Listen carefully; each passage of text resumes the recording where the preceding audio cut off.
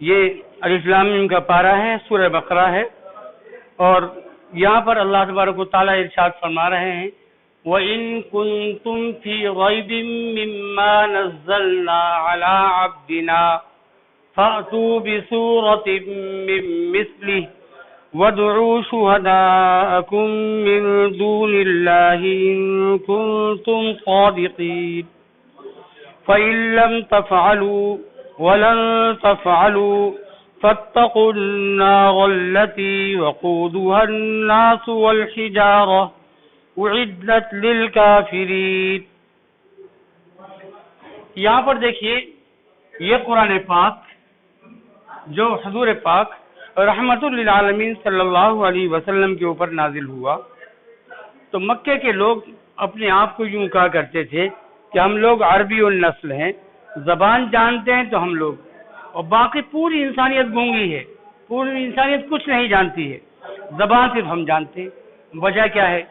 اس زمانے کے اندر بھی ایک صاحب نے ڈکشنری لکھی، بہت موٹی ڈکشنری عربی کے اندر، ان کی شہرت یہ ہو گئی کہ عربی النسل ہے، عربی کے اندر پیدا ہوئے تھے، ان کی شادی عربی کے اندر ہو گئی۔ اتفاق سے پہلی ہی رات کے اندر انہوں نے جو جملہ استعمال کیا، اس جملے کے اندر انہوں نے جو لفظ استعمال کیا ہے، اس سے وہ لڑکی سمجھ گئی کہ یہ عربی النسل نہیں ہے، میرے ساتھ میں دھوکہ ہوا ہے، لہذا اس نے طلاق لے لی۔ صرف ایک جملہ استعمال کیا ہے۔ کس نے جملہ استعمال کیا؟ وہ جنہوں نے ایک ڈکشنری لکھی ہے موٹی، وہ بھی عربی کے اندر ڈکشنری لکھی۔ یعنی زبان اتنی نازک ہے، اور نازک زبان ہی کی وجہ سے ان لوگوں نے یہ کہا کہ پوری دنیا کے انسان گونگے ہیں۔ وجہ کیا تھی؟ ایک ایک چیز کے ان کے یہاں 100 نام تھے، کس چیز کو کس نام سے کب پکاریں گے وہی جانتے تھے، کوئی نہیں سمجھتا تھا۔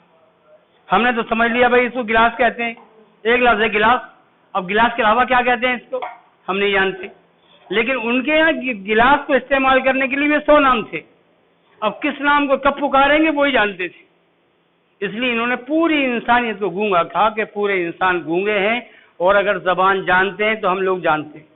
اور اللہ تبارک و تعالیٰ جو مالک ہے، خالق کائنات ہے، اللہ تبارک و تعالیٰ نے یوں ارشاد فرمایا کہ وَإِن كُنتُمْ فِي رَيْبٍ مِّمَّا نَزَّلْنَا، اگر تم کسی شک کے اندر پڑے ہوئے ہو جو چیز کہ ہم نے نازل کی ہے علی عبدنا، اپنے بندے کے اوپر، یعنی حضور پاک سرور دو عالم صلی اللہ علیہ وسلم پر جو چیز ہم نے نازل کی ہے، تم یہ سمجھ رہے ہو کہ ہم نے نازل نہیں کی ہے بلکہ حضور پاک صلی اللہ علیہ وسلم اپنا کلام ہے، اگر تم یہ سمجھتے ہو تو اس کے بارے میں اللہ تبارک و تعالی نے ارشاد فرمایا فَأْتُوا بِسُورَةٍ مِّن مِّثْلِهِ۔ اب یہ ایک بندے ہیں، ایک انسان ہے، تم بھی انسان ہو، ایک صورت بنا لو، ایک صورت لے آؤ اور بنا لو۔ اور پھر اسی کو بس نہیں کیا، اللہ تبارک و تعالی نے ارشاد فرمایا وَادْعُوا شُهَدَاءَكُم مِّن دُونِ اللَّهِ، اور اپنے گواہوں کو لے آؤ، جتنے لوگ تمہاری مدد کر سکتے ہیں، مدد کرنے والے سارے لوگوں کو اکٹھا کر لو، اور انسان نہیں بلکہ جنات کو بھی اکٹھا کر لو، سب کو لے آؤ اللہ کو چھوڑ کر، اللہ کے علاوہ ہر چیز کو لے آؤ، اکٹھا کر لو، اور پھر ایک جیسی صورت بنا لاؤ، ایک صورت بنا لاؤ۔ قرآن پاک کے اندر 114 صورتیں، 114 صورتوں میں سے ایک صورت سب سے بڑی ہے جو تقریباً 2.5 پارے کی ہے، اور باقی صورتیں میں چھوٹی چھوٹی ہے، کوئی 2 رکوع کی، کوئی 3 رکوع کی، کوئی 4 آیت کی، کوئی 5 آیت کی، چھوٹی چھوٹی صورت۔ تو اللہ تبارک و تعالی نے ارشاد فرمایا ہے کہ انسانوں کو، سارے انسانوں کو جمع کر لو، جنات کو بھی لے آؤ، ان کو بھی شامل کر لو، اور جن کو بھی تم شامل کرنا چاہو سب کو لے آؤ، اور لانے کے بعد قرآن پاک کی ایک چھوٹی سی چھوٹی صورت بنا لاؤ۔ ظاہر ہے بنا سکتے ہو، اس لیے کہتے ہو پوری انسانیت گونگی ہے، اگر زبان جانتے ہیں تو ہم لوگ جانتے ہیں، تم ہی لوگ زبان جانتے ہو تو ہم تم سے کہہ رہے ہیں، بلکہ چیلنج دے رہے ہیں، ایک صورت بنا لاؤ۔ فَأْتُوا بِسُورَةٍ مِّن مِّثْلِهِ، قرآن کہتا ہے فَأْتُوا بِسُورَةٍ مِّن مِّثْلِهِ، فَأْتُوا بِسُورَةٍ مِّن مِّثْلِهِ، ایک چھوٹی سی صورت بنا لاؤ۔ وَادْعُوا شُهَدَاءَكُم مِّن دُونِ اللَّهِ، اور اللہ کے علاوہ اپنے لوگوں کو جو تم سے ملنے والے ہیں، محبت کرنے والے ہیں، تعلق رکھنے والے ہیں، سب کو جمع کر لو۔ ان کنتم صادقین، اگر تم اپنے قول کے اندر سچے اور پکے ہو تو بنا لو، اور یہ تمہارے لیے ناممکن ہے، اللہ تعالیٰ نے چیلنج دیا۔ فَإِن لَّمْ تَفْعَلُوا، اور اگر تم ایسا کام نہ کر سکے، وَلَن تَفْعَلُوا، اور تم ہرگز ایسا کام نہیں کر سکو گے. اللہ تعالیٰ نے چیلنج دیا ہے، تم ایسا کام نہیں کر سکو گے، ہرگز نہیں کر سکو گے. یہ چیلنج اس وقت کے لیے نہیں تھا، بلکہ قیامت تک کے انسانوں کے لیے اللہ تعالیٰ نے چیلنج دیا ہے. اسلام کے مخالفین آج بھی پوری دنیا کے اندر موجود ہیں. لاکھ انہوں نے کوشش کر ڈالی کہ کسی نہ کسی انداز سے ہم قرآن پاک کی مخالفت میں کوئی چیز لے آئیں، کوئی صورت بنا لیں، تو آج بھی کوئی صورت ان سے بن نہ سکے. فَأْتُوا بِسُورَةٍ مِّن مِّثْلِهِ فَإِن لَّمْ تَفْعَلُوا وَلَن تَفْعَلُوا فَاتَّقُوا النَّارَ الَّتِي وَقُودُهَا النَّاسُ وَالْحِجَارَةُ. اللہ تبارک و تعالیٰ نے ارشاد فرمایا کہ تم ایسا نہیں کر سکو گے اور ہرگز نہیں کر سکو گے. دنیا کا قاعدہ ہے کہ جب کسی انسان کو کسی چیز کے اندر ابھارا جاتا ہے کہ تمہارے لیے ناممکن ایسا نہیں کر سکتے، وہ کہے میں کر لوں گا. ارے نہیں کر سکتے بھائی، نہیں کر سکتے، ہم تمہیں چیلنج دے رہے ہیں، تم نہیں کر سکتے اور کبھی بھی نہیں کر سکتے. تو کہتا میں کروں گا اور اللہ محالہ کروں گا، میں تمہیں کر کے دکھلاؤں گا. ایسا ہوتا ہے. تو اللہ تبارک و تعالیٰ نے چیلنج دیا، اس انداز سے چیلنج دیا کہ قیامت تک کے انسانوں کو چیلنج دے دیا اللہ تعالیٰ نے. کرو، اگر دم ہو تو کرو، کر ڈالو، اور نہیں کر سکو گے. جب نہیں کر سکو گے تو پھر کیا ہے؟ پھر ارشاد فرمایا کہ ڈرو اس آگ سے جس کا ایندھن انسان اور پتھر ہوں گے. فَإِن لَّمْ تَفْعَلُوا وَلَن تَفْعَلُوا، تم ہرگز نہیں کر سکو گے اس کام کو. جب نہیں کر سکو گے فَاتَّقُوا النَّارَ الَّتِي، ڈرو اس آگ سے وَقُودُهَا النَّاسُ وَالْحِجَارَةُ جس کا ایندھن انسان اور پتھر ہوں گے. وعدت للکافرین، انکار کرنے والوں کے لیے اللہ تبارک و تعالیٰ نے اس جیل خانے کو بنا رکھا ہے. یہ اللہ تعالیٰ نے ارشاد فرمایا. آگے دیکھیے ارشاد فرمایا اللہ تبارک و تعالیٰ نے وَبَشِّرِ الَّذِينَ آمَنُوا وَعَمِلُوا الصَّالِحَاتِ.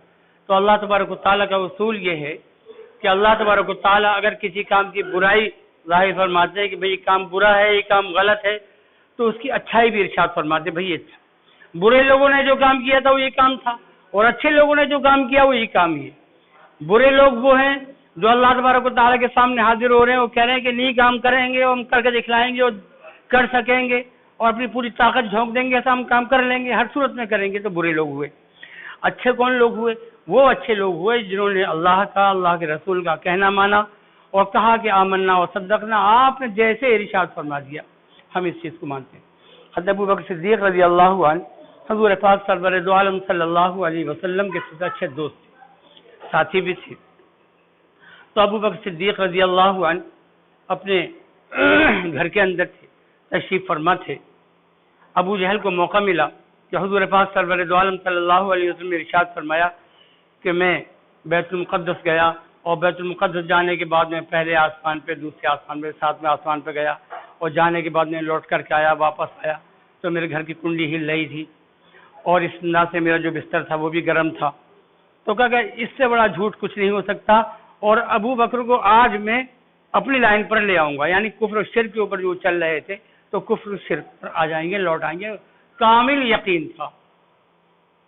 تو دوڑا گیا، ابو جہل گیا حضور پاک رحمت للعالمین صلی اللہ علیہ وسلم کے دوست ابو بکر صدیق رضی اللہ عنہ کے پاس، اور جانے کے بعد میں کہا ابو بکر ایک بات بتاؤ.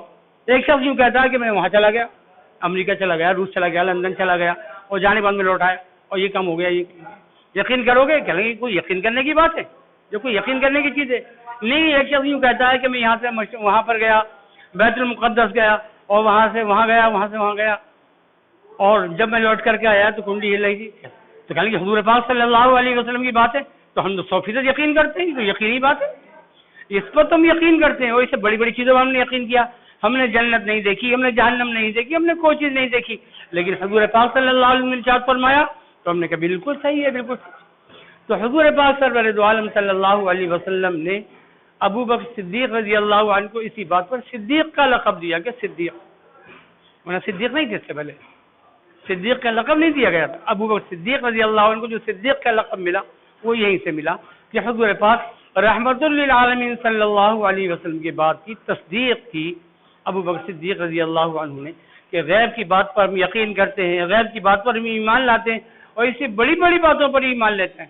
ہم کو تو یہ بھی نظر نہیں آ رہا کہ ہماری دیوار کے پیچھے کیا ہے، لیکن حضور پاک سرور دو عالم صلی اللہ علیہ وسلم جو چیز بتلا رہے ہیں تو اپنی آنکھوں پر شک کر سکتے ہیں، لیکن حضور پاک صلی اللہ علیہ وسلم کی بات پر شک کرنے کی کوئی گنجائش نہیں.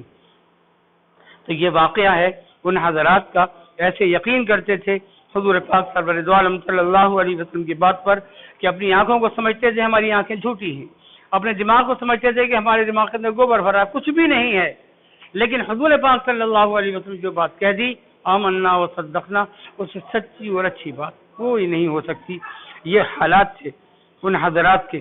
ارشاد فرمایا کہ وبشر الذین آمنوا وعملوا الصالحات، وہ لوگ کہ جو ایمان لے کر کے آئے اور انہوں نے اچھے اچھے اعمال کیے، ان کو آپ بشارت دے دیجئے، ان کو آپ خوشخبری سنا دیجئے۔ کیا کی خوشخبری سنا دیجئے؟ ان لہم جنات تجری من تحتها الانہار، ایسے باغات کی، ایسی جنت کی جس کے نیچے نہریں جاری ہوں گی۔ اور پھر یہی نہیں، کلما رزقوا منہا من ثمرۃ رزقا قالوا هذا الذي رزقنا من قبل، جب ان کو روزی دی جائے گی، ان کو کوئی پھل دیا جائے گا تو کہیں گے کہ اس سے پہلے یہ پھل ہم کھا چکے ہیں، اس سے پہلے یہ پھل ہم کھا چکے ہیں، ہم نے دیکھا ہے پھل کھا چکے ہیں۔ لیکن جب ان کو وہ پھل دیا جائے گا تو پھل کھانے کے بعد میں کہیں گے خدا کی قسم تو ہم نے کبھی نہیں کھایا، پہلی بار کھائیں، پہلی بار کھا رہے ہیں۔ وجہ کیا ہے؟ متشابہ ہوگا، مشابہ ہوگا اس پھل کے، جو پہلے پھل کھایا تھا اسی پھل کے مشابہ۔ مثلا گلاب جامن ہے، گلاب جامن کی شکل کی اور کوئی مٹھائی بنا کے رکھ دی جائے تو اس کا ذائقہ الگ، اس کا ذائقہ الگ، اور دیکھنے میں یہ محسوس ہو رہا ہے تو ہم کھا چکے ہیں، لیکن جب کھا رہے ہیں تو معلوم ہے کہ اس کا ذائقہ تو الگ تھا، اس کا ذائقہ تو کچھ اور ہے۔ کلما رزقوا منها من ثمرۃ رزقا قالوا هذا الذي رزقنا من قبل، ارشاد فرمایا وہ تو بھی متشابہہ، متشابہ ہوگی، اس کے مشابہ ہوگی، لیکن لگے گا ایسا کہ ہم کھا چکے ہیں، لیکن وہ کھائی کبھی نہیں ہوگی۔ جو چیز کھائیں گے وہ زندگی میں پہلی ہی مرتبہ کھائیں گے۔ اللہ تبارک و تعالیٰ نے اس کائنات کے اندر بہت سی مخلوق پیدا کی، کچھ مخلوق تو ایسی پیدا کی اللہ تعالیٰ نے جو آگ سے بنائی ہے، کچھ مخلوق ایسی پیدا کی اللہ تبارک و تعالیٰ نے جو نور سے پیدا کی ہے، اور ہم انسانوں کی جو تخلیق کی اللہ تبارک و تعالیٰ نے وہ مٹی سے تخلیق کی، مٹی سے پیدا کیا۔ مٹی سے کیسے پیدا کیا اللہ تبارک و تعالیٰ نے؟ جبرائیل علیہ السلام کو دنیا کے اندر بھیجا، اور دنیا کے اندر بھیجنے کے بعد ان سے کہا گیا کہ مٹی لے کر کے آؤ، تو انہوں نے تھوڑی تھوڑی مٹی جگہ جگہ سے لی، اور جگہ جگہ سے لینے کے بعد مٹی کا ایک پتلا بنایا، اور پتلا بنانے کے بعد اللہ تبارک و تعالیٰ نے اس کے اندر جان پھونکی۔ تو اللہ تبارک و تعالیٰ نے ہم کو جو پیدا کیا، یعنی ہمارے جو باپ تھے، یعنی آدم علیہ نبینا علیہ السلام، تو ان کو مٹی سے پیدا کیا۔ تو جب ہمارے باپ مٹی سے پیدا ہوئے تو گویا ہم بھی مٹی سے پیدا ہوئے۔ تو اللہ تعالیٰ نے جو مٹی سے پیدا کیا اس کی واحد وجہ یہ ہے کہ ہمارے باپ جو آدم علیہ السلام ان کو مٹی سے پیدا کیا، اور ہم ان کی اولاد ہیں، لہذا ہم بھی مٹی سے پیدا ہوئے۔ جیسے حضور پاک رحمت للعالمین صلی اللہ علیہ وسلم نے ارشاد فرمایا کلکم بنو آدم، کیا ارشاد فرمایا؟ ارشاد فرمایا کلکم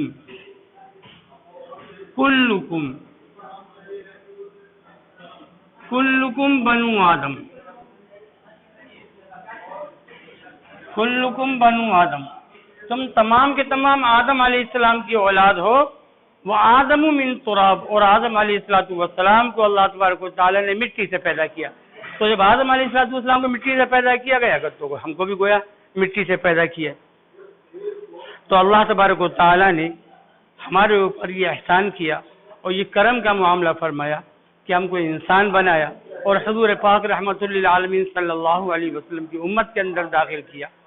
ورنہ دنیا جہان کے اندر کتنے لوگ ہیں جو اپنے آپ کو فلسفی، اپنے آپ کو عقل مند ترین انسان سمجھتے ہیں کہ سب سے زیادہ عقل ہمارے اندر ہے، اور اپنے آپ کو محسوس کرتے ہیں گویا ہمارے اندر جتنی عقل کسی کے اندر نہیں، لیکن وہ کفر کے راستے پر چلتے ہوئے دنیا سے گزر رہے ہیں۔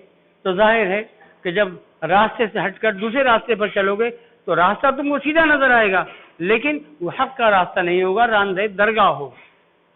اور ہم کو اللہ تبارک و تعالیٰ نے ایک ایسے راستے پر ڈالا ہے جو اللہ تبارک و تعالیٰ کا پسندیدہ راستہ ہے، جس پر اللہ تبارک و تعالیٰ نے اپنی رضامندی کا اظہار فرمایا کہ رضی اللہ عنہم ورضوا عنہ، حضور پاک صلی اللہ علیہ وسلم کے نقش قدم پر جو لوگ چلے اور چل کر کے زندگی گزاری، جن لوگ کو ہم صحابہ کہتے ہیں، ان صحابہ کی زندگی کو دیکھتے ہوئے انہوں نے جو احادیث حضور پاک سرور دو عالم صلی اللہ علیہ وسلم کی پیش کی اور ظاہر کی کہ ہم نے حضور پاک سرور دو عالم صلی اللہ علیہ وسلم کو یہ فرماتے ہوئے سنا، ان احادیث پر چلتے ہوئے عمل کرتے ہوئے ہم پکے اور سچے مسلمان ہیں، ان کے دعوے دار ہیں، تو یقینی طور پر جب اللہ تبارک و تعالیٰ ان سے راضی اور خوش ہوا تو ہم سے بھی راضی اور خوش ہوگا۔ اس لیے کہ ہم حضور پاک سرور دو عالم صلی اللہ علیہ وسلم کے نقش قدم پر چلنے والے ہیں۔ حضرت ابن عمر، عبداللہ ابن عمر رضی اللہ عنہ مشہور صحابی ہیں، لوگ ان کو دیکھ رہے ہیں کہ عبداللہ ابن عمر رضی اللہ عنہ ایک ممبر پر بیٹھے اور بیٹھنے کے بعد نیچے اترتے ہیں اور اپنے رخسار کو ممبر پر رگڑ رہے ہیں۔ صحابہ نے کہا کہ آپ یہ کیا کر رہے ہیں؟ تو کہا کہ تمہیں نہیں معلوم کہ میرے نبی حضور پاک رحمۃ اللہ علیہ صلی اللہ علیہ وسلم اس جگہ پر بیٹھے تھے، جس جگہ پر بیٹھے تھے میرے نبی صلی اللہ علیہ وسلم، اس جگہ کو اپنے رخسار سے نہ رگڑوں تو کیا کروں؟ یہ محبت تھی، ایسے قربان ہونے والے تھے وہ حضرات۔ ایک صحابی کے بارے میں آتا ہے، ایک پیڑ کے نیچے جا کر کے بیٹھتے تھے، لوگوں نے کہا کہ آپ اس پیڑ کے نیچے آ کے کیوں بیٹھتے ہیں؟ تو کہا کہ میرے نبی حضور پاک سرور دو عالم صلی اللہ علیہ وسلم اس پیڑ کے نیچے آ کر کے بیٹھتے تھے، لہذا میں آپ کی اتباع میں پیڑ کے نیچے آ کے بیٹھتا۔ تو یہ حالات ہیں کہ حضور پاک سرور دو عالم صلی اللہ علیہ وسلم سے ان حضرات کو کامل عشق تھا اور کامل محبت تھی۔ تو جن لوگوں کو حضور پاک صلی اللہ علیہ وسلم سے عشق تھا اور محبت تھی اور آپ کے نقش قدم پر چلے، اللہ تبارک و تعالیٰ ایسے ہی لوگوں سے راضی اور خوش ہوگا۔ ارشاد فرمایا اللہ تبارک و تعالیٰ نے کہ وہ لوگ جو ایمان لائے اور جنہوں نے عمل صالح کیے، اچھے کام کیے، ان لہم جنات تجری، ان کے لیے ایسے باغ ہوں گے، ایسی جنتیں ہوں گی جس کے نیچے نہریں جاری ہوں گی، تجری من تحت انہار، کلما رزقوا منہا، جب ان کو روزی دی جائے گی، جب ان کو پھل دیے جائیں گے کہ کھاؤ، تو یوں کہیں گے کہ یہ پھل تو اس سے پہلے ہم کھا چکے ہیں، اس لیے وہ دیکھ رہے ہیں، بھی کھایا تو نہیں ہے، دیکھ رہے ہیں۔ جب وہ کھائیں گے تو کھانے کے بعد میں کہیں گے اس سے پہلے ہم کو اسی انداز کا پھل ملا تھا، لیکن وہ پھل ایسا نہیں تھا۔ مزے کے اندر فرق ہے، دونوں کے مزے کے اندر فرق ہے۔ ارشاد فرمایا وَأُتُوا بِهِ مُتَشَابِهًا وَلَهُمْ فِيهَا أَزْوَاجٌ مُطَهَّرَةٌ وَهُمْ فِيهَا خَالِدُونَ، اور ان کے لیے پاک باز بیویاں ہوں گی، اس کے اندر وہ ہمیشہ ہمیشہ ہوں گی۔ دنیا کے اندر آدمی سیر و تفریح کے لیے، گھومنے پھرنے کے لیے کہیں جاتا ہے تو اپنا مختصر سا پروگرام لے کر کے چلتا ہے، کوئی ایک ہفتے کا، کوئی ایک مہینے کا، کوئی ایک دن کا، کوئی 2 دن کا، اور جاتا ہے، جانے کے بعد وہ سیر و تفریح کرنے کے بعد واپس آ جاتا ہے۔ اور سیر و تفریح اس لیے کرتا ہے کہ آدمی کا دل مطمئن ہو جائے، خوش و خرم ہو جائے کہ لاؤ بھائی دنیا کی ہم سیر کریں، اور اسی لیے وہ سیر کرنے کا پروگرام بناتا جاتا ہے۔ تو اللہ تبارک و تعالیٰ نے ارشاد فرمایا ہے کہ انسان اپنی دنیاوی زندگی گزارنے کے بعد جب ہمارے یہاں آئے گا تو ہم اس کو جو سیر کرائیں گے تو وہ ہمیشہ ہمیشہ کی سیر ہوگی، وہ گھنٹے 2 گھنٹے 4 گھنٹے، دن 2 دن 4 دن کی سیر نہیں ہوگی، بلکہ وہ ہمیشہ ہمیشہ کی سیر ہوگی، اور ہمیشہ ہمیشہ اس منظر سے لطف اندوز ہوتا رہے گا اور متمتع ہوتا رہے گا، فائدہ حاصل کرتا رہے گا، اور کبھی بھی ایسا نہیں ہوگا کہ اس کے اوپر کوئی خزاں آئے، کبھی بھی ایسا نہیں ہوگا کہ آج بھی کہا جائے کہ میاں چلو وقت تمہارا ختم ہو چکا ہے اب نکلو، پارک آئے تھے نا گھومنے کے لیے اور تمہارا ٹائم ختم ہو چکا ہے اب نکلو، تو وہاں نکلنے کی کوئی بات نہیں ہوگی، بلکہ اس کے اندر وہ ہمیشہ ہمیشہ رہیں گے، اس لیے کہ وہاں ان کو پروانہ دیا جا چکا ہوگا کہ تم اللہ تبارک و تعالیٰ تم سے راضی ہے اور تم اللہ تبارک و تعالیٰ سے راضی ہو، رضی اللہ عنہم ورضوا عنہ۔ ارشاد فرمایا وَلَهُمْ فِيهَا أَزْوَاجٌ مُطَهَّرَةٌ وَهُمْ فِيهَا خَالِدُونَ، وہ ہمیشہ ہمیشہ اس کے اندر رہیں گے، اس کے اندر ان کو پاک باز بیویاں ملیں گی اور ایسی ایسی چیزیں ملیں گی، ایسی نعمتیں ملیں گی جو ان کے وہم و گمان میں بھی کبھی نہیں آیا ہوگا۔ اللہ تبارک و تعالیٰ ایسی نعمتیں وہاں پر مرحمت فرمائے گا۔ وما علینا الا البلاغ۔ ہاں بھائی